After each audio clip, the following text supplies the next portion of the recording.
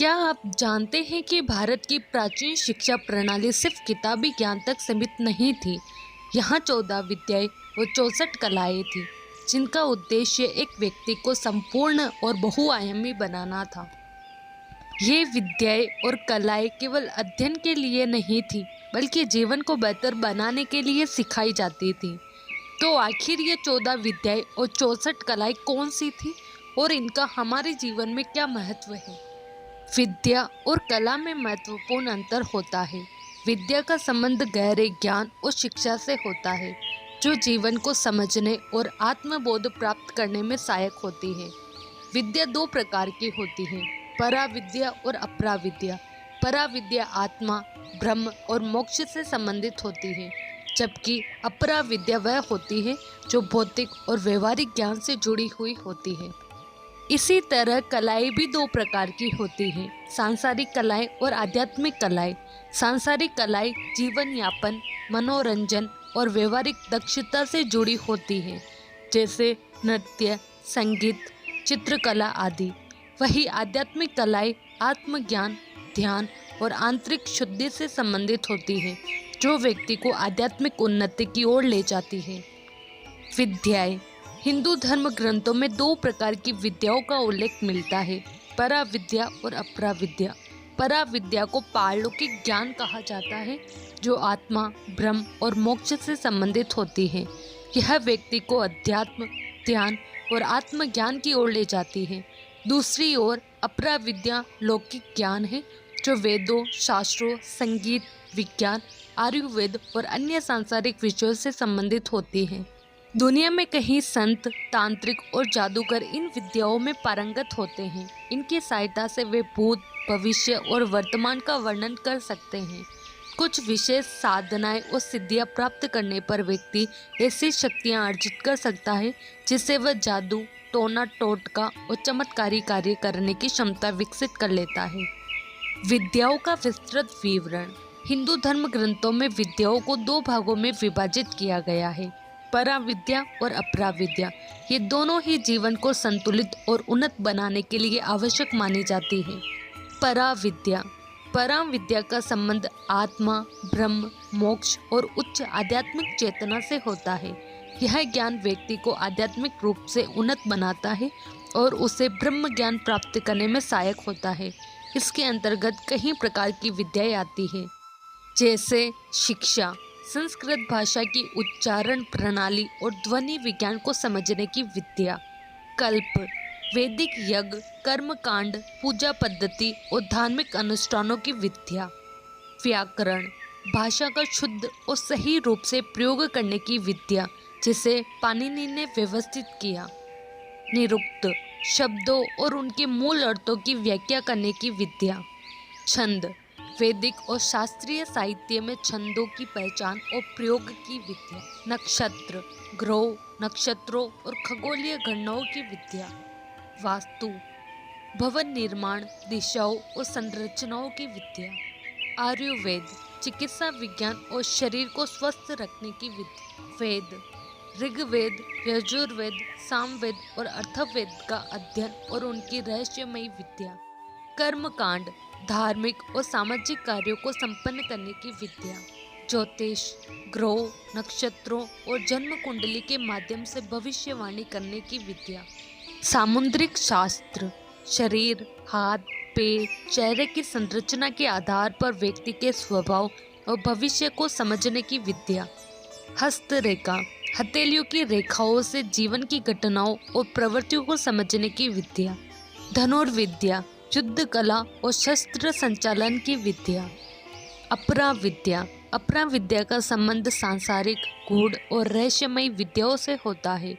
यह विद्या व्यक्ति को भौतिक संसार में चमत्कारी शक्तियाँ और असाधारण ज्ञान प्राप्त करने में सहायता करती है, जैसे प्राण विद्या, शरीर के भीतर छिपी प्राण शक्ति को नियंत्रित करने की विद्या। त्राटक, एकाग्रता बढ़ाने और मानसिक शक्तियों को जागृत करने की विद्या। सम्मोहन, मानसिक शक्ति के द्वारा दूसरों को वश में करने की विद्या। जादू और टोना, रहस्यमयी शक्ति से किसी पर प्रभाव डालने की विद्या।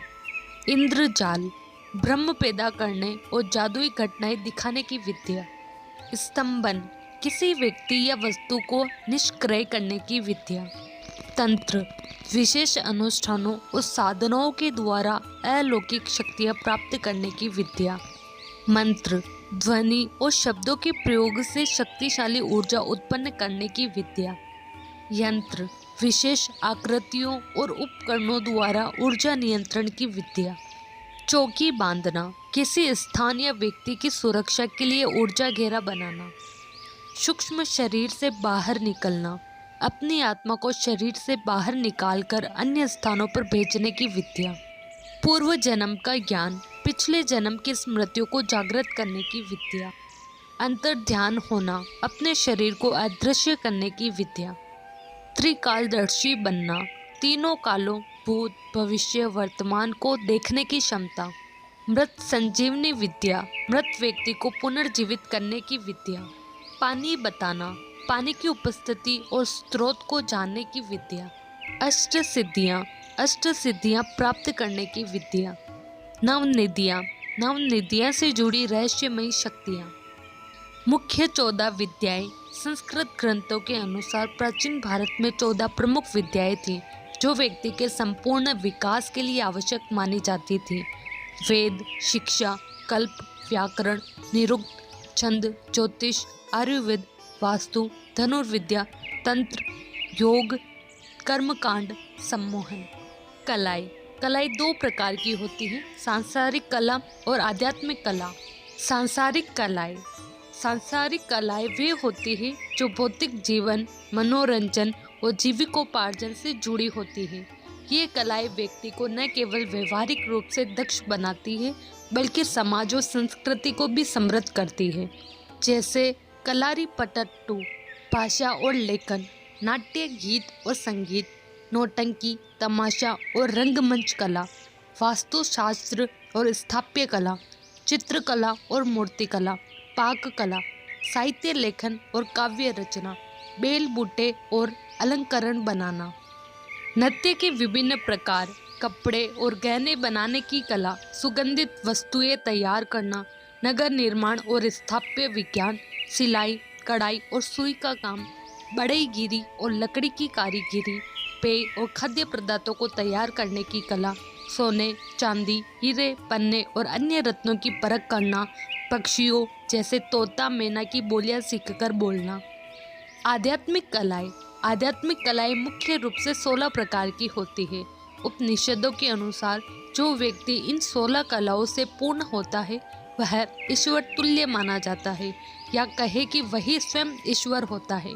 ये 16 कलाएं वास्तव में आत्मा की चेतना की विभिन्न अवस्थाएं हैं। बोध का अर्थ चेतना, आत्मज्ञान, जागरण की अवस्था या होश के स्तर से है। प्रत्येक जीव के भीतर जो चेतन शक्ति या ईश्वरीय तेजाश है उसे ही कला कहा जाता है। किसी व्यक्ति में जितनी अधिक चेतना प्रकट होती है उतनी ही उसकी आध्यात्मिक कलाएं मानी जाती है। इसी के आधार पर जड़ और चेतन का भेद निर्धारित होता है। उपनिषदों में आत्मा की चेतना के विकास को चंद्रमा की 15 कलाओं के माध्यम से समझाया गया है। जैसे चंद्रमा प्रतिपदा से पूर्णिमा तक बढ़ता है, वैसे ही आत्मा भी अज्ञान से ज्ञान की ओर बढ़ती है। अमावस्या अज्ञान का प्रतीक है, जहाँ कोई बोध नहीं होता। पूर्णिमा पूर्ण आत्मज्ञान की अवस्था को दर्शाती है, जब आत्मा अपने परम स्वरूप को प्राप्त कर लेती है। पत्थर और पेड़ 1 से 2 कला के प्राणी हैं, उनमें भी आत्मा है। उन्हें सुख और दुख का आभास होता, लेकिन उनमें बुद्धि सुप्त है। उन्हें भी अन्न और जल की आवश्यकता होती है। पशु और पक्षी में 2 से 4 कलाएं होती हैं, क्योंकि वे बुद्धि का प्रयोग भी कर सकते हैं। साधारण मानव में 5 कला की और सभ्य तथा संस्कृति युक्त समाज वाले मानव में 6 कला की अभिव्यक्ति होती है। जो मानव विशेष प्रतिभा वाले विशिष्ट पुरुष होते हैं, उनमें भगवान के तेजास की 7 कलाएं अभिव्यक्त होती है। तत्पश्चात 8 कलाओं से युक्त वह महामानव ऋषि, मुनि, संत और महापुरुष होते हैं, जो इस धरती पर कभी कभार दिखाई देते हैं। मनुष्य की देह 8 कलाओं से अधिक का तेज सहन नहीं कर सकती। 9 कला धारण करने के लिए दिव्य देह की आवश्यकता होती है, जैसे सप्त ऋषिगण, मनु, देवता, प्रजापति, लोकपाल आदि। इनके बाद 10 और 10 से अधिक कलाओं की अभिव्यक्ति केवल भगवान के अवतारों में ही अभिव्यक्त होती है, जैसे वराह, नरसिंह, कूर्म, मत्स्य और वामन अवतार। इनको आवेशा अवतार भी कहते हैं। इनमें प्राय 10 से 11 कलाओं का आविर्भाव होता है। परशुराम को भी भगवान का आवेशा अवतार कहा गया है।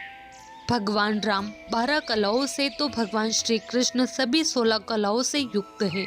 यह चेतना का सर्वोच्च स्तर होता है। आखिर ये 16 कलाएं क्या है? उपनिषदों के अनुसार कुमति, सुमति, विक्षिप्त, मूढ़, शीत, मूर्छित, जागृत, चैतन्य, अचेत आदि मन की अवस्थाएं हैं। मनुष्य की 3 अवस्थाएं हैं। प्रत्येक व्यक्ति को अपनी 3 अवस्थाओं का ही बोध होता है, जागृत, स्वप्न और सुषुप्त। क्या आप इन 3 अवस्थाओं के अलावा कोई चौथी अवस्था जानते हैं? जगत 3 स्तरों वाला है। एक स्थूल जगत जिसकी अनुभूति जागृत अवस्था में होती है, दूसरा सूक्ष्म जगत जिसका स्वप्न में अनुभव करते हैं, और तीसरा कारण जगत जिसकी अनुभूति सुषुप्ति में होती है। 3 अवस्थाओं से आगे 16 कलाओं का अर्थ संपूर्ण बोधपूर्ण ज्ञान से है। मनुष्य ने स्वयं को 3 अवस्थाओं से आगे कुछ नहीं जाना और न समझा। प्रत्येक मनुष्य में ये 16 कलाएं सुप्त अवस्था में होती हैं, अर्थात इसका संबंध अनुभूत यथार्थ ज्ञान की 16 अवस्थाओं से है। इन 16 कलाओं के नाम अलग अलग ग्रंथों में भिन्न भिन्न मिलते हैं। तो आज हमने जाना कि प्राचीन भारतीय ज्ञान परंपरा में 14 विद्याएं और 64 कलाएं कितनी महत्वपूर्ण हैं। ये सिर्फ ज्ञान और कौशल का माध्यम नहीं थी, बल्कि आत्म विकास और संपूर्ण व्यक्तित्व निर्माण का आधार भी थी। आज भी यदि हम इन विद्याओं और कलाओं से सीखें तो हमारा जीवन अधिक समृद्ध, संतुलित और अर्थपूर्ण बन सकता है। तो आपको इनमें से कौन सी विद्या या कला सबसे अधिक रोचक लगी? कमेंट्स में ज़रूर बताएं। अगर आपको ये वीडियो पसंद आया हो तो लाइक, शेयर और सब्सक्राइब करना न भूलें।